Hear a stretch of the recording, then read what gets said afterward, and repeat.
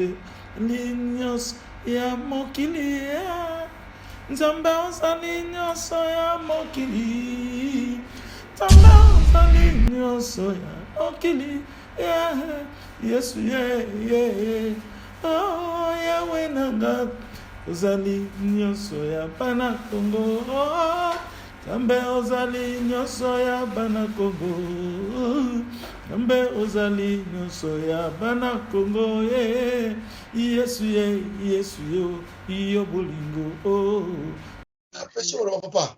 Amen. Merci Amen. beaucoup. Amen. Amen. Kembo na Yesu. Amen. Amen. Kembo na Yesu Amen. Masia. Amen. Amen. Tokumisa ye tangu nyonso na kati ya mitema na biso. Jésus-Christ de Nazareth, le roi des rois. Jésus. Amen. Proclamer aza vérité. Tokumisa ye. Alléluia. Ba mama wa papa. Tofungola mitema na biso. Tofungola matoi. Alléluia. Azali le roi vivant. Hosanna,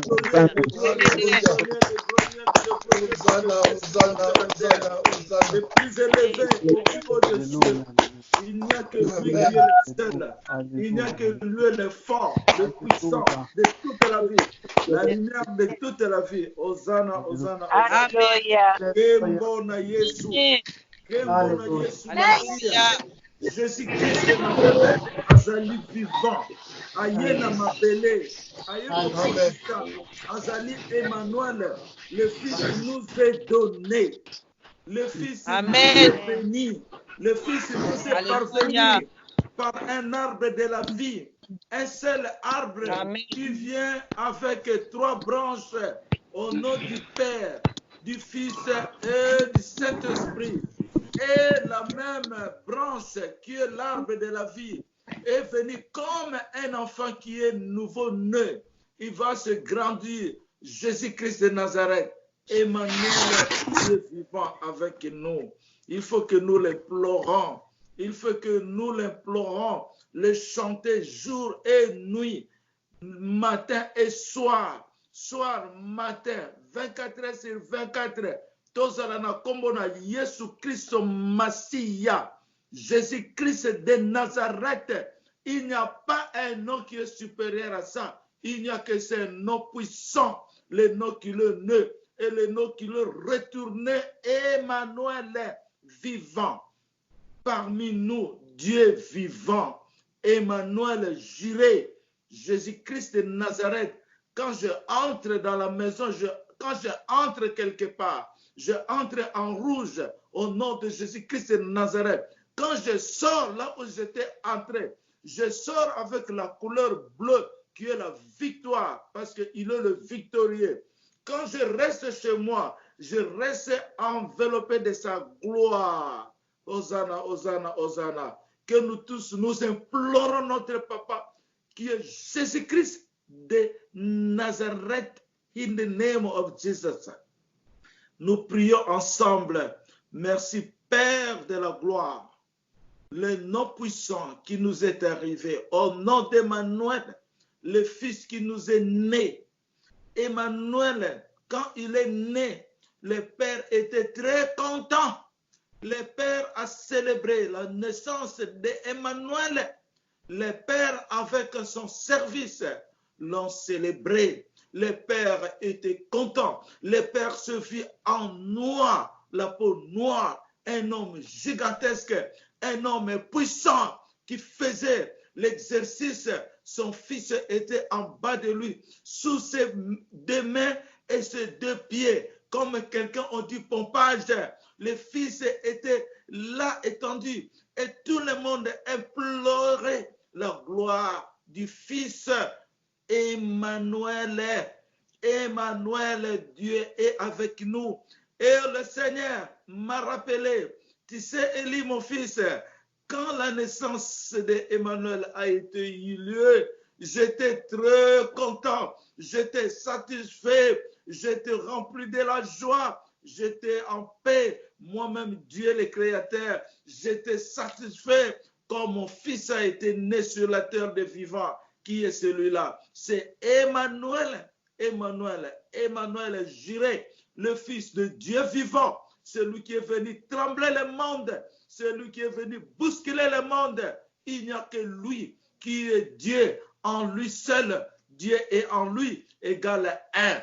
1 plus 1 égale 1. Nul ne changera jamais. Dieu est puissamment assis sur son trône de sa majesté sur la terre, dans le royaume de David. Seigneur Père, je t'implore, je t'explore, je déploie tout ce qui se voit en moi. C'est toi, Papa. Tout ce que je fais, c'est toi, Papa. Tout ce que le monde fait, tu connais pourquoi? Parce que tu veux que ton nom soit premier dans ce monde. Parce que tu es le sage de plus que les sages. Tu es l'intelligence de toute l'intelligence, de toutes sortes de l'intelligence. Il n'y a que toi qui discerne, qui voit, qui connaît les commencements et la fin, alpha et l'oméga. Dieu est avec nous, les commencements, qui est venu avec le chiffre 8, le nouveau commencement, un nouveau monde. Hosanna, Hosanna, que nous t'implorons aujourd'hui, au nom de Jésus-Christ de Nazareth, Emmanuel vivant, Dieu avec nous, que nous soyons libérés, que ton peuple n'ait pas la peur, Tu es venu pour ses enfants, tu es venu pour rétablir tes enfants, tu es venu du côté gauche pour que les enfants soient maintenant du côté bon. Alléluia, alléluia. Il n'y a que toi. Seigneur, purifie-nous maintenant, sanctifie-nous contre la chaleur qui se manifeste aujourd'hui, contre les attaques qui se manifestent, qui est venue de Jérémie 30, verset 24. Ta colère ne prendra pas fin jusqu'à l'accomplissement, au nom de Jésus-Christ, que nous ayons la bénédiction de notre Père, Jésus-Christ de Nazareth, le Père de l'éternité, qui est venu en lui seul et se voit en son Fils, Emmanuel, j'irai Dieu vivant. Comme tu me l'as parlé, quel est le nom de Dieu? Et tu m'as répondu, c'est Emmanuel, le Fils nous est donné. Emmanuel est venu correspondre avec le peuple de Dieu, est venu faire montrer le peuple de Dieu. C'est lui qui est le mari de l'épouse, qui est venu célébrer le mariage entre le royaume des cieux et le royaume du Congo. Vive la puissance de la célébration du royaume Congo. Vive notre Dieu puissant, Jésus-Christ de Nazareth. Tu es toujours le vainqueur. Le vainqueur, la parole est toujours le vainqueur. La parole est toujours le dominateur. La parole est toujours celui qui est au-dessus de tous, de toutes les autorités. Je suis venu sur la terre de planter une autorité. La terre qui est Emmanuel. Je suis venu sur Emmanuel de planter une autorité que nous recevons. L'autorité par son règne, son autorité et ses fonctionnalités dans le royaume de David qui est Jésus-Christ de Nazareth. Alléluia. Mandalala ezako yambayo Yesu. Mandalala ezozela yo na porte. Mandalala Congo azako zela yo po yo zali nzambe. Okotika la kanzambe ozali nzambe ya lipela salisa bana bayo. Oyo ba ignoraki yo. Oyo ba yebaki yo malamu te. Pamba te moyini Satana asa bebisaki bango. Moyini Satana asa tungisaki mitema na bango. Moyini Satana asa captivaki bango. Mais yo mokoye, le Père berger, comme c'est écrit dans le livre de la vérité. Ésaïe 34, verset 10 et 11. Moi-même, je viendrai maintenant entretenir compte de mes troupeaux, de mes brebis, parce que mes brebis connaissent ma voix. Aujourd'hui, nous voyons la vérité, la parole qui se fait vérité, la parole qui se déploie dans la vérité, la parole qui se manifeste dans la vérité, parce que vous êtes notre vérité. Il y a solo ozali nzambe, okozala seko nzambe, oyo akokani na yo azali te tango ekoki pona bana na yo basepela, bana na yo basimba drapeau ya Israël, bana na yo bayemba yo na babalabala, babinela yo na babalabala, na bandako, na misala, musala moko ekozala susu na contrôle ya moto te. Nyonso emonisami na yo Yesu Masiya, pamba te mabele ezali yo Emmanuel.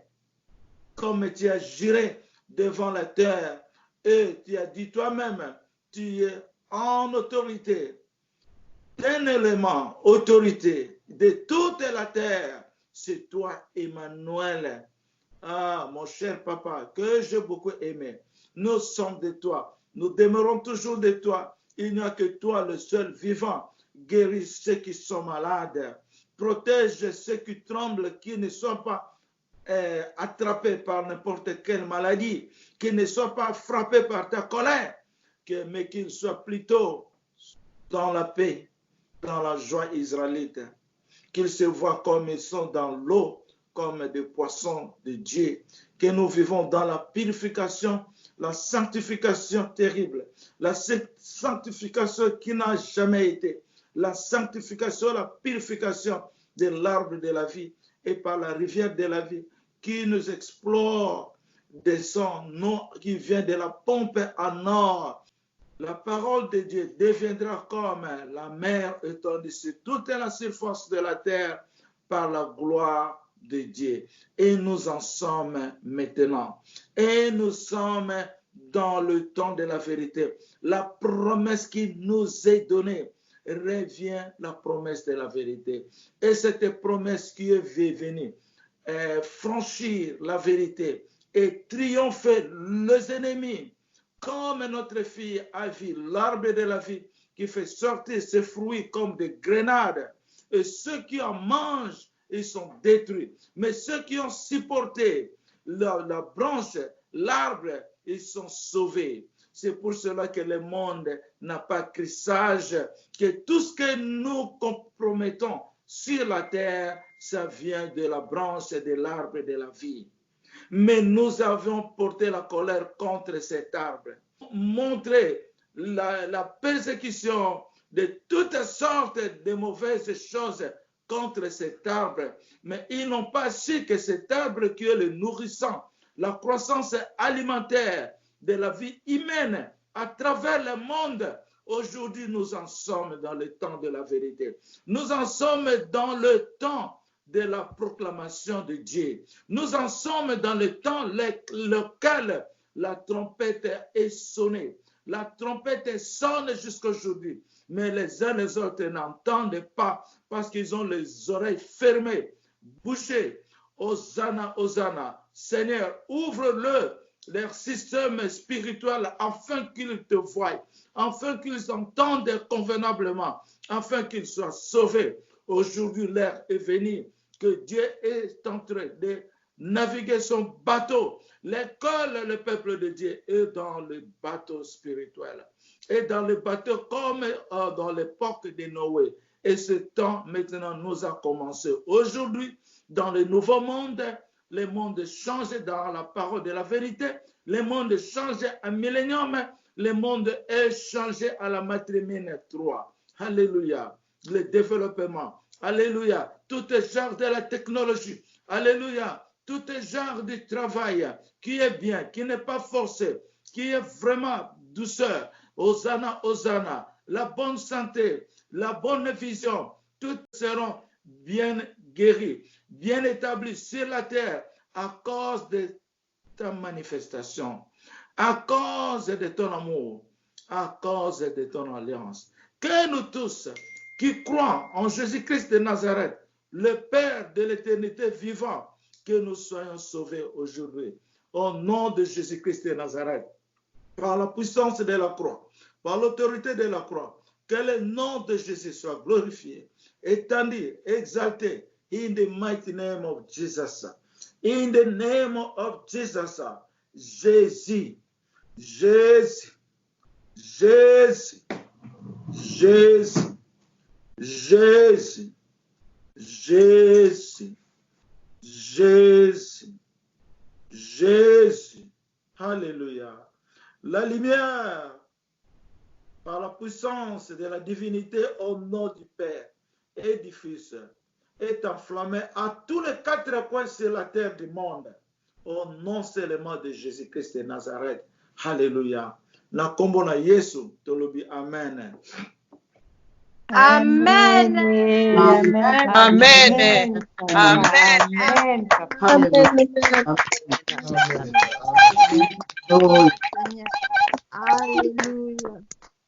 Hallelujah.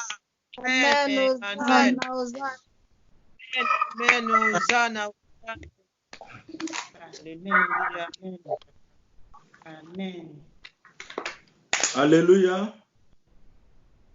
Amen, Papa. Amen. Amen. Amen. Tout le monde Amen. Amen.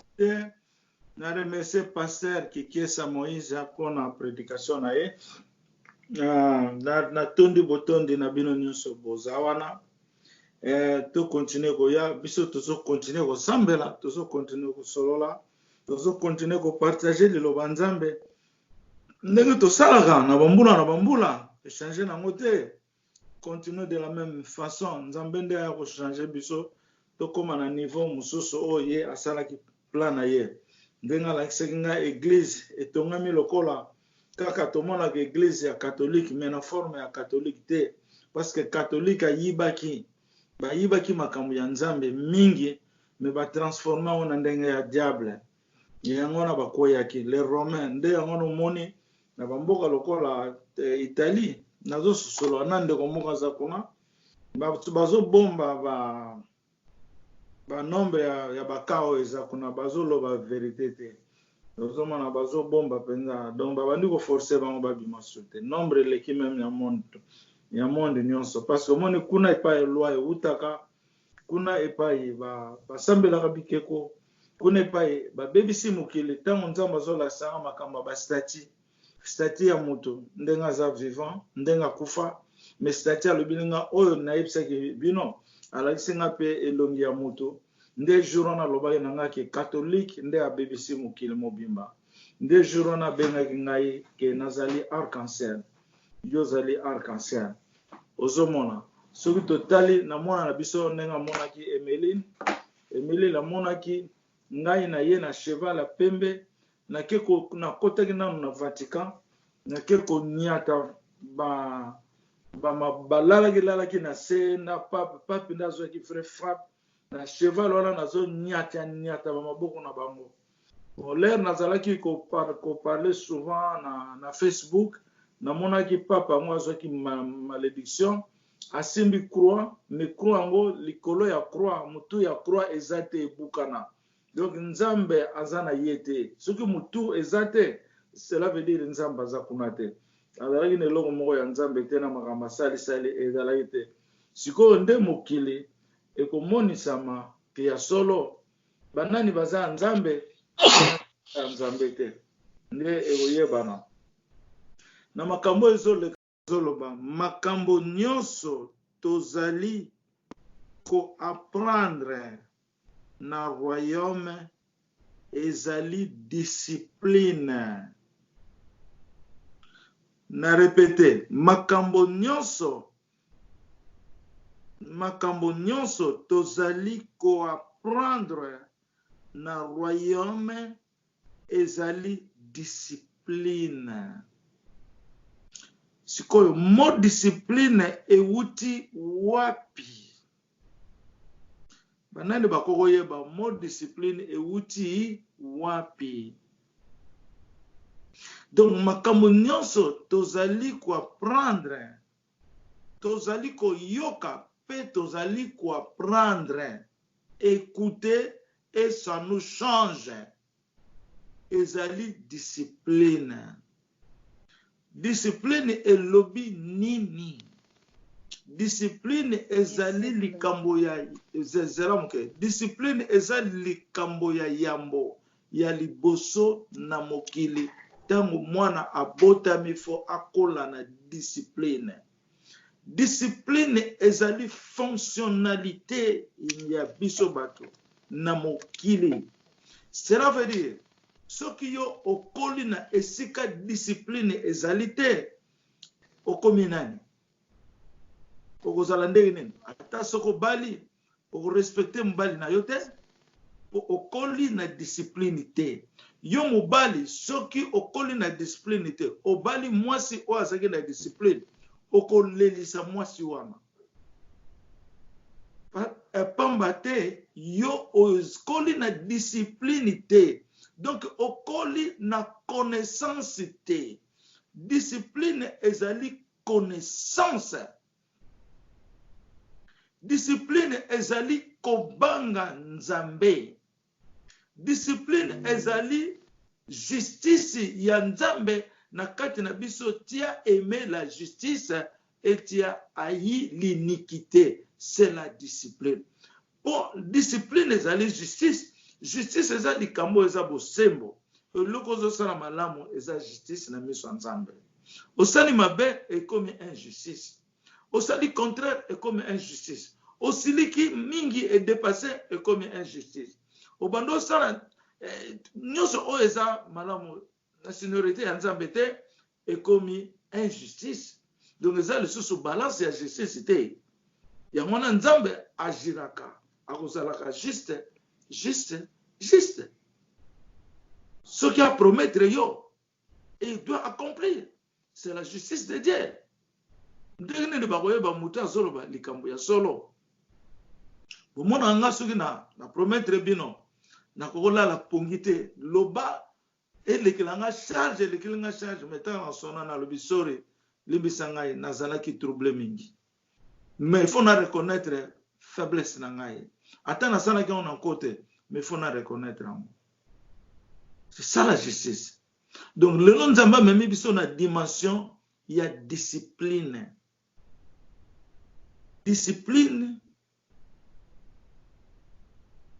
ezali oyo tozali koapprendre ezali discipline oyo tozali koapprendre koyekola mutu moko ayebi nyonso na mokilo aza te kaka nzambe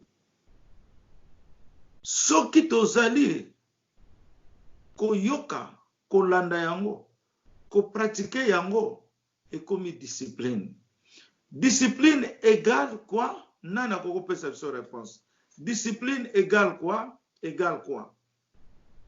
nana kokoyeba soki penda tolandaka yango Ordre, papa.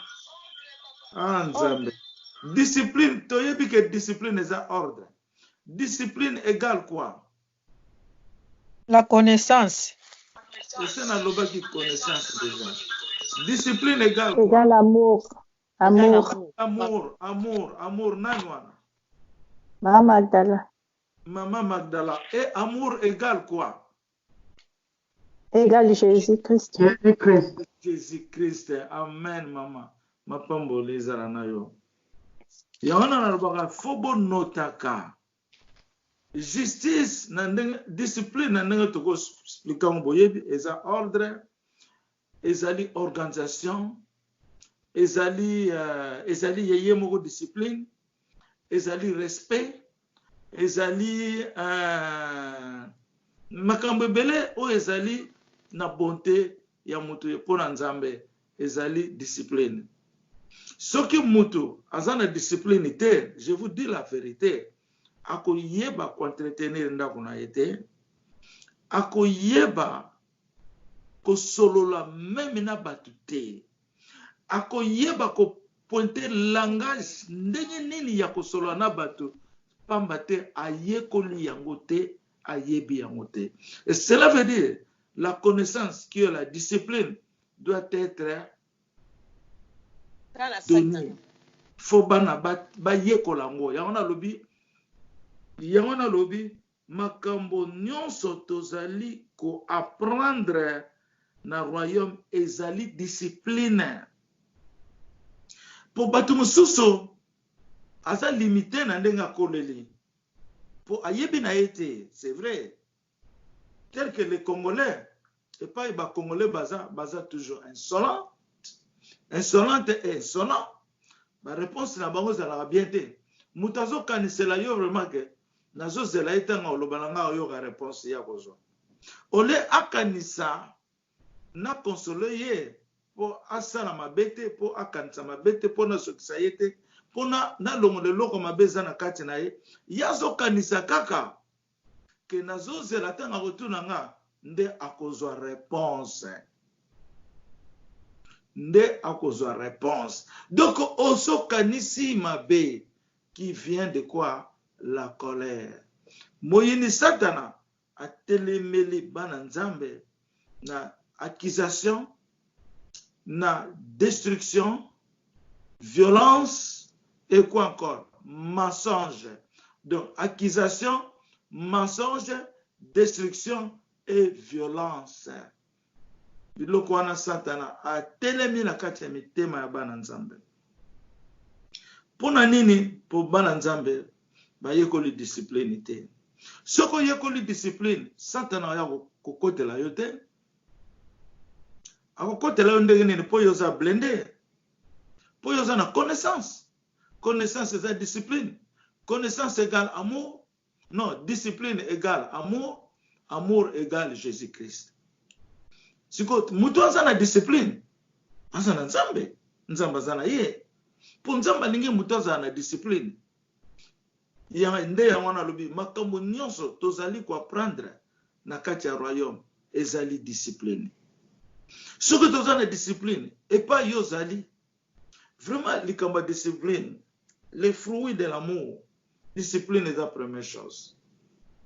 Dans le fruit de l'amour, soit les principes de l'amour, et bandi na discipline, na fidélité et que na transparence. Eza biloko misato yoko yeba muto azo kosa bino, to azo lobela bino lokuta to ya solo. To muto yo aza hypocrite te, eza na biloko na misato. Muto azo bombe likambo moko aza na transparence te, faites attention. Mais discipline aza oyo baza ko benga ko bongisa nzela po mokonzi aleka ko bongisa nzela po papa aleka ko bongisa nzela papa lia na mesa eza na malamu bazo benga ngo discipline organisation.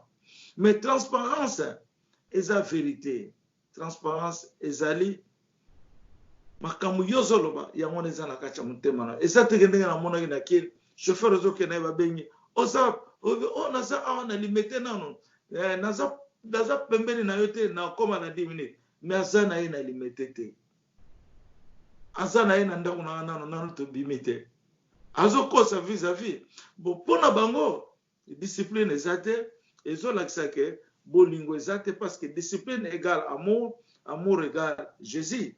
Donc a komina na point ya kozala na nzambe te. Na yebisa bino okokotanga Bible de A à Z, ou mémoriser de A à Z, mais soko za na discipline te, oza na fidélité te, oza na transparence te, tu en fais zéro. Je te dis la vérité, parce que la parole doit te changer d'abord.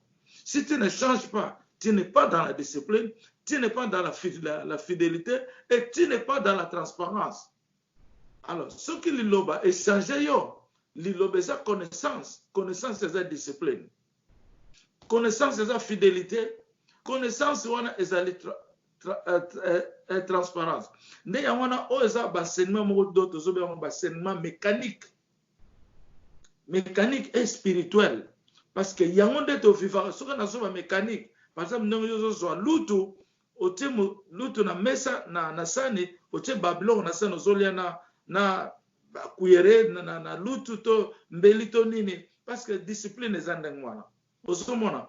Mais soka yebi ndenga olia na lutu te, donc oza na connaissance te. Ndenga ngono ozomona, tango parole eza moko kaka. La parole c'est l'amour. Comme dans la Bible, tina suka, il n'y a que l'amour. Alors, si quand le temps de na mécanisation, il y a parole, ou bien la science, il y a l'iloba, de to côté na ba détail oyo. Donc détail oyo Seigneur il faut ezala. Ndenge nini mama awozala bien na papa to bana awozala bien na ba parents.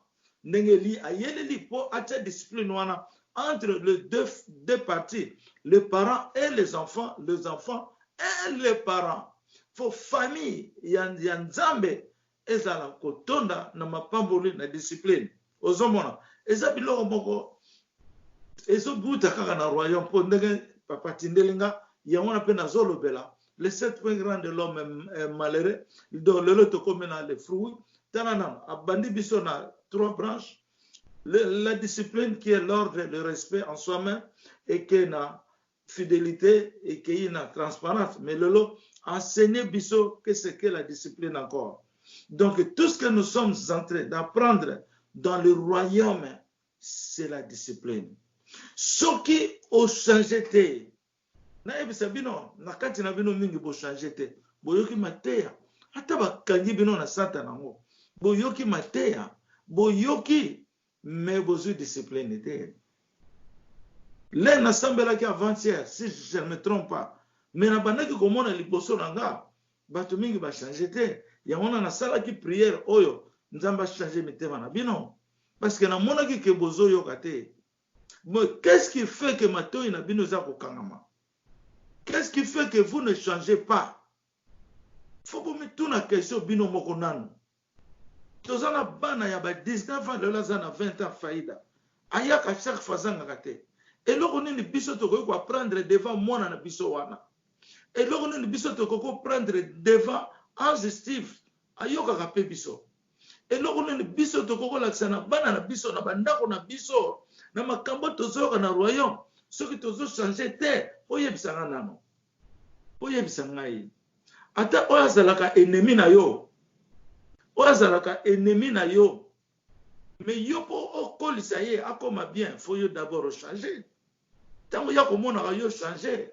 Na lero na bato ba komona ke oui, place maman zalaki beauté, papa zalaki beauté, vraiment solo au changer. Ozalaka beauté, au changer vraiment. Mutazoko tant mususa yebisi yo te, mais na motema na ezo frapper.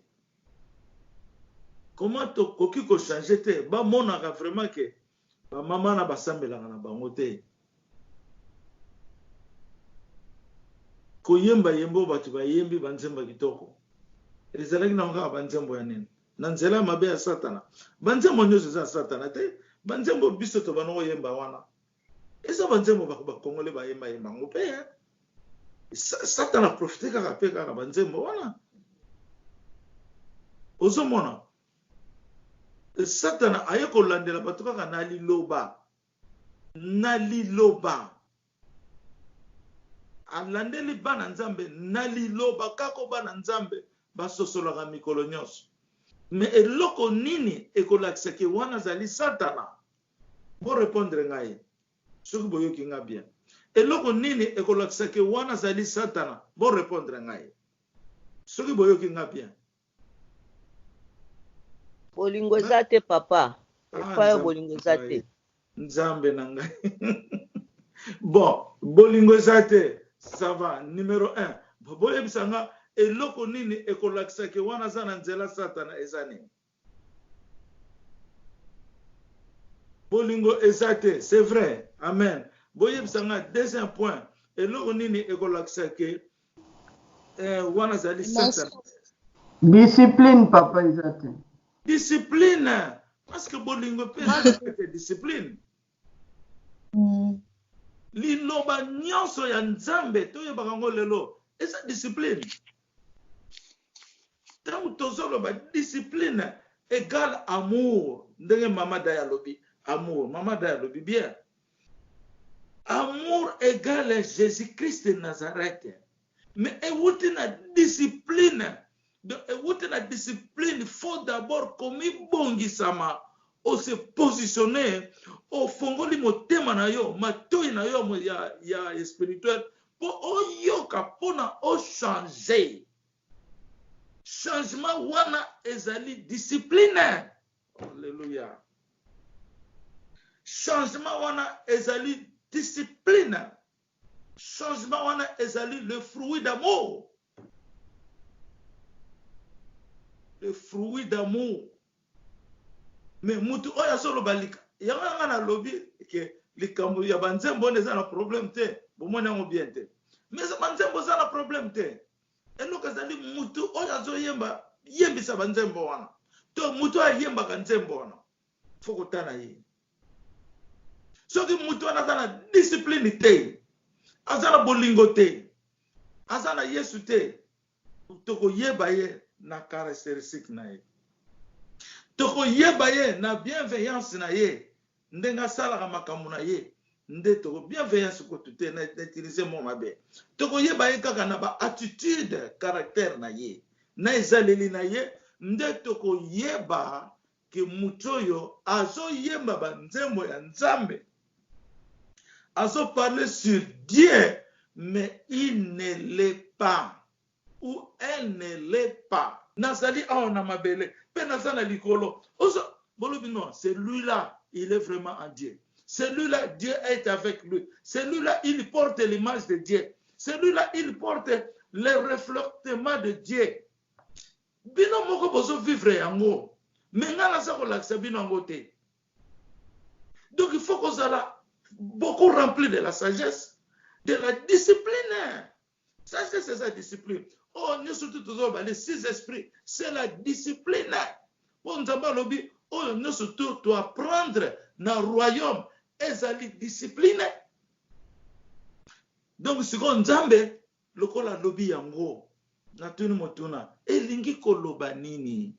Est-ce que bino pour revoir ma mentalité na bino na nyo surtout oyo to yekoli na royaume pour revoir yango? Je demande la question. Nani a changé? Nani a changé te? Nani a sali repentance malamu te? Nani a sali repentance malamu? Est-ce que na changé? Ndai moko fona mimona. Est-ce que vraiment na changé? Nzambe yebisanga so na zana défaut na bongo malero pour na lingite na so frappe. Na zo banga yo. Ndenge na zala fidèle na yo. Nzambe talanga mamuke. Est-ce que na changé Nzambe? To l'accent lo mo pour na mona ke na changé te. Pour osaka kamutu, osa parfait, mais toujours faut pleurer comme ça. Faut Nzambe amona humilité na yo, simplicité na yo. Et ngolo bateke pona yebi liloba. Pona zali mwana Nzambe. Pona zali le père de l'éternité. Devant bino na comme ça bino lokola ba poussière. Non, je ne peux pas faire ça. Yamona Jésus ayaki azala na se ya makolo ya batu nyonso. Pona atombola amema kilo ya batuana. Ces gens-là que lui est venu au bas et il a porté tous ces gens-là sur le sens de la divinité. C'est par là on le connaît alpha et l'oméga, le commencement et la fin, omnipotent, omnipuissant. Osomona, yamona tangu tozana makila na ye. Nakonima, spirituellement, j'accepte Jésus, mon sauveur, mon Seigneur, mon Dieu, parce que Dieu est avec lui. Tu es sauvé directement. Mais comment tu seras sauvé? Parce qu'une puissance et le son de Dieu est avec nous dans la fonctionnalité de l'Esprit Saint. Ce que tu as bien yango, c'est la discipline. Ce que tu as bien yango, c'est la discipline. Il lo kona to lobi yango. Motoyo andimi promesse ya Nzambe akoti na bolingo ya Nzambe oto sobenga alliance de Dieu. Alliance to koti na mosape ba sobenga le majeur. Nzamba latisi yo bague spirituel. Au koti na kati ya masuwa. Tu ne peux pas entrer dans le bateau spirituel si tu n'as pas été choisi dans l'alliance de Dieu. Si tu n'as pas été choisi dans l'alliance de Dieu. À cause de ta manifestation, la manifestation sur la croix, à cause de ton amour, parce que Dieu a créé l'homme par l'amour, à cause de ton alliance, à cause de ta manifestation, à cause de ton amour, à cause de ton alliance, oh mon Père berger, que ton nom demeure mon pardon. C'est ça la prière. Oyo Emmanuel a pesé Bisson. Et l'équipe a 2 ans. Prière Oyo Emmanuel a pesé Bisson. Oh mon Père, que ton nom demeure mon pardon. Kombo ya Yesu ezala pardon na kati na ngai. Donc oso sali repentance na yo. Wana Nzambe akolimbisa yo directement. Sokolobi, que ton nom demeure mon pardon. Parce que faux puissance de l'Esprit Saint est manifestée que tu es coupable dans le péché et que toi-même tu dois se sentir que je ne suis pas ce que Dieu m'a fait. Et à ce moment, tu changes ta position directement, que tu deviens le fils, la fille de Dieu et Dieu te pardonne. Au ce moment, c'est ça la vraie repentance. C'est lui qui porte la promesse de l'Esprit Saint et la promesse du pardon. Parce que Nzamba yebike tozaba sumuki, Nzamba yebike apesi biso makila ya mwana na ye na kurus na Esprit Saint to lata promesse wana poto bika po Nzambe sa bikisa biso déjà na croix. Abikisa biso alobi pardonne-le. Yango na moni Satan yaki ko tante biso. Satan ayaki ko tante biso. Mutu oyo a se sentir coupable na mabe asala batu boy. Jésus alobi sokozo sambela. Oyebi kozaki na likamuna mutu sili sekite. Il faut aussi le sayango.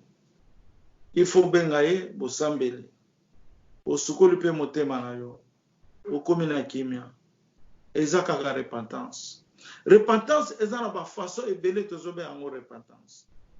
Eza na ba plusieurs façons. Mais la façon ya bien ezali makila ya Yesu esukola bilamba na ngai. Puissance ya Yesu elongola ngai na buumbu ya Satana. Ozomona, là vous faites ta repentance na bosembo. Mais tokoko ça la repentance bo likolote, ça la repentance bo. Nous devrions apprendre tout ce que Dieu nous a parlé dans le royaume qui devient notre discipline, qui devient notre amour et qui devient notre Jésus-Christ de Nazareth. Bon, on a commencé à monter maintenant bien lelo. Alléluia. Alléluia. Bana Nzambe. Amen. Amen. Amen. Amen, Papa. Amen. Bon, lelo na mono ki likamo ko événement moko na ba 5h30. Na banaki ko sala musala o na tindeli bino wana na butu. Na sisa ki yango na ansi na ba 4h30 ofona sambela susu na lali na ba 5h30 wana ponge bando yele langa makasi na yo kozwa révélation wana nazomona biso toza na kote mususu na koloba na neti na ka mususu lupangu be kan ya munene kwa me batu mususu pe baza na ka mususu na kote ya ngambo kuna lokola prince ole princesse ala na katikati eza frontière yango eza na ndenge ya ba vitre eza na ndenge ya ba vitre banda na se ti likolo bokomona bango mais bino bokomona bango bakomona bino te. Voilà. Bokomona bango mais bango bakomona bino te. Na ndenge naza ko remarquer. Mais ce qu'on a mona bango na kati ya parcelle bango balaki ya munene lokola frontière ka mboka mo. Siko bazo kotsa bato nete na frontière yo fo kota oleka. Siko mwana mwasi moko azala ko leka. Mwana mwasi wana bakangi ye na ebite lekaye peut-être azangaki koyeba koloba na ba soldat wana ya frontière bafandaki wana bakangi ye siko bazo menacer ye basala ye soki mabe nini ça je ne sais pas. Siko mwana mwasi wana ayo komona ke balingi ba ondire baboma ye balingaki babete masasi to banga basali mabe moko boye. Mwana mwasi wana par prudence a remarqué que soldat wana alingaka sala ye mabe azana arme moko eza pembeni na ye oyo azalaki na soldat wana ayebaki teke mwana mwasi wana kozwa arme wana. Tango baningi kaka bakanga ye mwana mwasi wana mbala moko azwi arme wana mpona apointe yango abeta soldat wana arme ye asimbaki ezali arme nucléaire. Tango asimbi yango boye a déclenché yango wa ezalaki baye po ba rapidité ke oyo ko simba te, c'est trop tard, arme wana est déclenché. Donc puissance nucléaire bimi batu nyonso bayi kona ba komo vimba bazo kufa boite ba komo vimba ba komo ko se transformer ba kombi ko ngai pe na yoki somo na somo na neti puissance yango so ya côté biso tozalaki neti zo ya mbala moko na lamuki mbala moko na vie. C'est quoi ça? Oh eza nini? Eza nini? Na kenano na sukuli miso na ngai na zwi jalabia na ngai na lati na sambeli na nzambe na lobi nzambe nazomona biso tozalaki kote mosusu bato mosusu baza kote mosusu me bakote ya bato wana bazoleka na frontière me bazonyokola bango na frontière me moko aye kokanga arme moko ezalaki wana subitement et déclenché et sali bango nyonso mabe. Lokola eza nucléaire solo wana nucléaire il faut être traversé côté biso tozalaki ngai na ye kobima na pongi directement. Omoni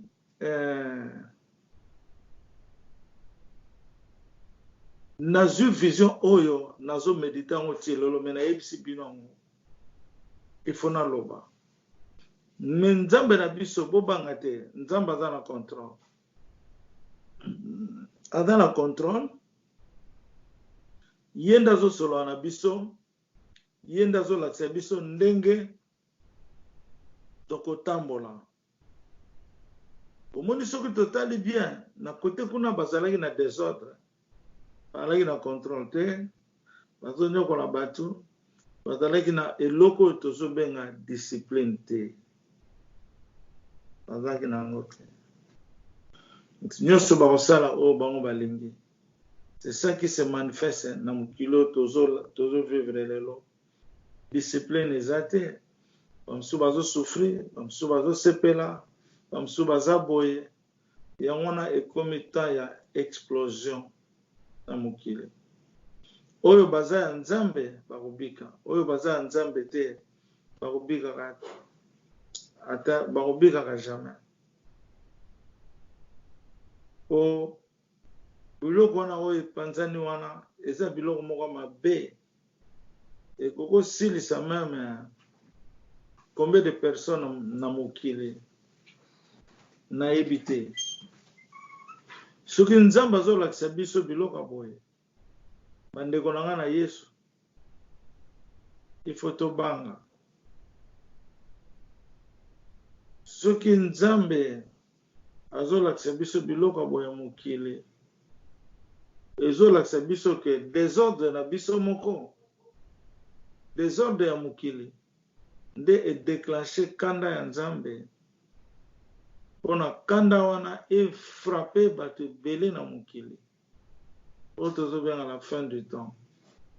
Yango wana Jésus alobaki na 14:24 tosimba bafwa na biso malamu totengemisa yango te jusqu'à la fin du temps. Mutu moko akwesa fwa na ye azala te. Soki nalandi na bacaractère ya oyo namonaki na événement wana omonaki ezalaki bacaractère de revanche. Yakangi nga tika nga mpe naboma ye mpona nini akangi ngai. Me mutu aza meme ya nzambe akosala eloko te, nzambe na ye nde akosala vengeance. Alors na mokili wana oyo emanifeste boye na kati ya vision na ngai na lamuki na kobanga ezolakisa ke le temps est mauvais. Le temps est mauvais. Me bana nzambe oyo tozomona lelo ezosalama ndenge esalamaki na Israel. Oya Israel esalama na Israel eza kaka elembo, me oyo eza pena kanda ya Nzambe azolakisa yango dans les 4 coins du monde, azolakisa yango na mokili mobimba. Oyebi ndenge na yokaka na ete soki eza na Bible que Moïse avant zwa ba révélation na ye ya mai alotaka ndoto a se sentir que aza na se ya mai d'Élysée esalemi, azo namonaki yango na film, azo linga abima na mai, azaki deja na kati ya délige na mai, ndenge namonaka na film moko ya Moïse. Eza ndenge nga mpe namoni ke namoni nucléaire epanzani. Soki nake mosika te namonaki mpe Corée du Nord bapointa bakunda banucléaire na se ya mabele mpona koboma mokili mobimba, en commençant par les États-Unis. Na binzambe mpona nini olakisi biso yango? Yango wana nazomona 3e guerre mondiale ezoya mabe, badéclenchement mpe makambo mabe ekozala, bato misusu bakolinga bakufa bango moko ndenge wana te, bakolinga badéclenche.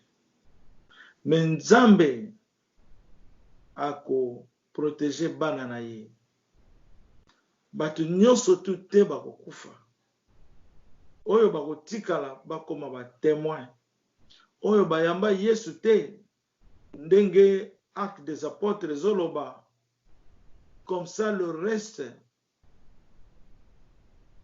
viendra m'invoquer mon nom. Ozomona. Donc soki natali likama nucléaire oyo ezali 2e fois nazomona yango, na répété lisusu na Corée du Nord namonaka bakunda ba nucléaire batia ba pont ya noir na sepo emona na baradar te. Nzambe azolakisa nga ba nucléaire ke Corée du Nord akopointe yango soki amoni ke mokili elingi ebalukela ye, akobeta ba nucléaire mpona koboma mokili mobimba, akolinga kufa ye moko te. Donc oyo ezali 2e fois namoni likambo ya ba nucléaire.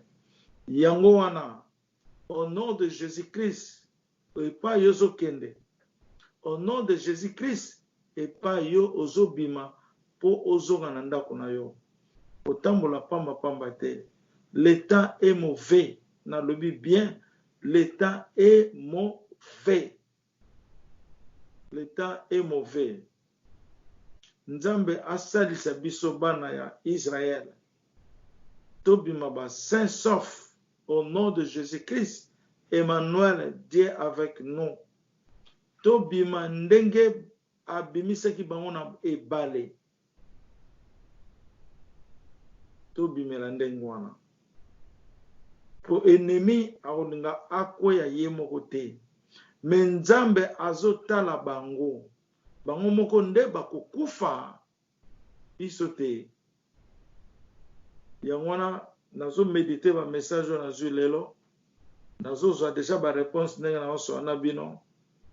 Donc eza likambo oyo bakodéclenche yango. Jalousie ekokota lelo na Congo, eza mawa po tosambela mpona Congo, parce que inondation ya mabe mpe ezokota na Congo, surtout là il n'y a pas de contrôle. Nazoyebisa bino, faites attention. Ndenge bato bakangamaka ndenge bamso bazoyoka ata banouvelle yango te, bamso baza na batelefone te, boye, faut faire attention. Tosambela makasi. Faut équipe ya intercession. Alléluia. Alléluia.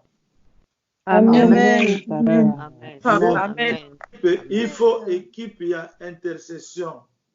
Biso nyonso toza part ya équipe ya intercession pour un message ndenge Seigneur alobeli biso équipe ya intercession biso nyonso toza na kati ya équipe ya intercession parce que soki yo omoni kozali te yebaka eza problème.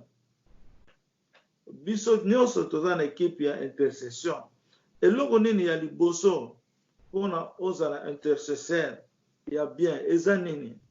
Vanité, tosima mabele, tomitia ke toza na eloko te, tomitia toza rien, babotaka biso toza na bilamba te, toyaka zéro, tomitia yango na kati ya mitema na biso, totia connaissance ya discipline na Nzambe apesi biso na royaume, mpona baninga na biso moko pe tobika, tokoma ti na Israel, ti Yesu azobunda etumba oyo, alongi yango tokomi na kati ya Israel.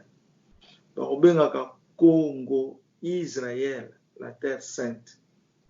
Ozomona, donc tobanda déjà intercéder na bandeko nyonso, na biso nyonso, po toza na kati ya mabele moko, tobanda ko intercéder.